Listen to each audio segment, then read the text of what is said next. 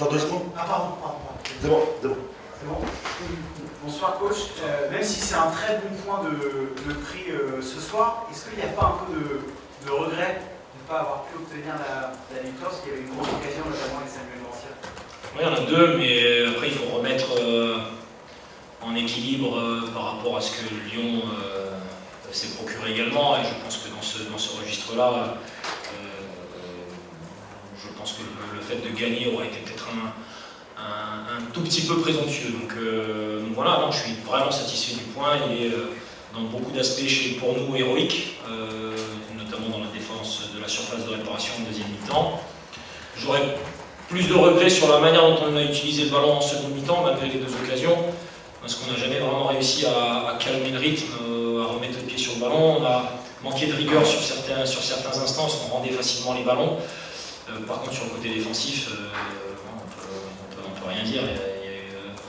Il y a toutes les actions, tous les gestes que tu veux voir quand tu te poses la question de savoir est-ce que ton équipe a la bonne mentalité et les bonnes valeurs. Et c'est en termes de sacrifice, d'abnégation, on a eu tout ce qu'il fallait. Donc voilà, on a un excellent point et beaucoup de choses pour nous à retravailler encore, parce que subir autant de frappes, surtout sur la deuxième mi-temps, ça ne va pas tenir à chaque fois, mais encore une fois du caractère. Vendredi en conférence de presse, tu avais encore manifesté cette envie de voir ton équipe s'améliorer défensivement. Est-ce que tu peux dire aujourd'hui, avec ce deuxième pitch d'affilée, que ton équipe est guérie au niveau défensif?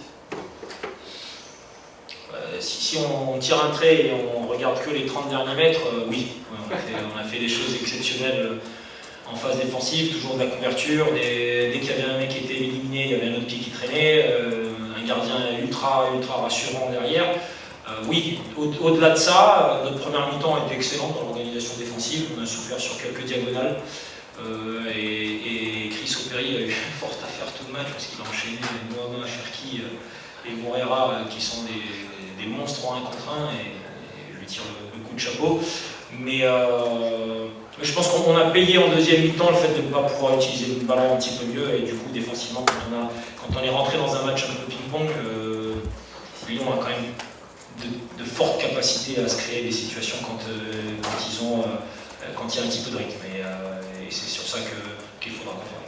Tu as eu peur de prendre l'eau en début de deuxième période quand le HAC ne parvenait pas à relancer proprement, quand au milieu, au bout de 2-3 passes, le ballon échappé au Hawaii? Oui, c'est là où je parle de rigueur et c'est pour ça qu'on fait les changements très tôt aussi, parce qu'il était nécessaire de retrouver un peu plus de stabilité, de réussir des passes qui pour certaines étaient relativement simples, de retrouver de l'impact au milieu de terrain et on espérait pouvoir calmer un petit peu tout ça.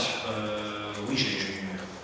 Sincèrement, c'est le match probablement le plus stressant parce que je pense qu'il y a une bonne quarantaine d'entrées dans la surface pour Lyon et tu vois ça de loin, tu te dis, bon, il y a des moments où il faut fermer un peu les yeux, mais voilà, on a des garçons qui sont exceptionnels de courage, d'où le point. Sur l'aspect offensif cette fois, on en avait parlé aussi dans la conférence d'avant-match. Comment tu as trouvé déjà les premiers pas de Mohamed Bayo? Utile, pour moi, trop peu sollicité. Ça a été notre problème fondamental en première mi-temps, c'est qu'à un moment donné, on doit être à 55, soit 56% de possession de balle. Le problème, c'était juste un peu de possession. On ne pensait pas du tout au but. Et même quand on avait des décalages, on n'allait pas solliciter nos attaquants, nos joueurs offensifs. Et je pense qu'on frappe une fois ou deux fois en première mi-temps. Trop peu. Et ça aurait été intéressant pour nous d'utiliser les décalages parce qu'on était bien en place. Et donc de le solliciter plus. Il avait les déplacements justes. Donc pour une première, il nous a été très utile. L'absence de Nego, finalement, défensivement, c'est pas trop fait ressentir?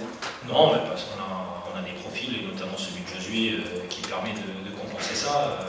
Il a été irréprochable dans l'état d'esprit aujourd'hui et il nous a beaucoup aidé. Et puis de l'autre côté, il amène quand même deux ballons de but. Donc voilà, on a la chance de pouvoir compter sur plein de joueurs, même ceux qui sont restés sur le banc aujourd'hui. Si besoin demain, ils sont tous prêts. Donc voilà, je suis heureux de ce groupe.